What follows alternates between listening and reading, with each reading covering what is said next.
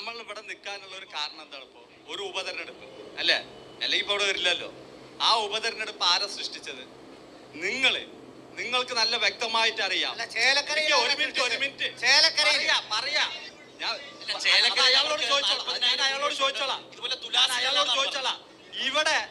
ഇവിടെ ഇങ്ങനെ ഒരു ഉപതെരഞ്ഞെടുപ്പ് സൃഷ്ടിക്കാനുള്ള കാരണം UDF-ന്റെ കഴിവുകൾ കൊണ്ടാണ്.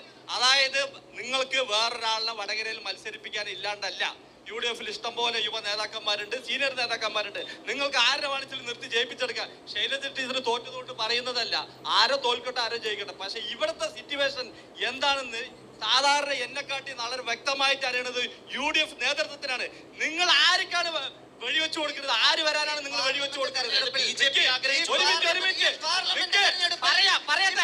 നിങ്ങൾ പറഞ്ഞപ്പോൾ ഞാൻ മുണ്ടായിരുന്നില്ല. ഞാൻ പറയട്ടെ, നിങ്ങൾ പറഞ്ഞപ്പോൾ ഞാൻ മുണ്ടായിരുന്നില്ല. BJP ആഗ്രഹിക്കുന്ന ഒരു ഉപതെരഞ്ഞെടുപ്പിന്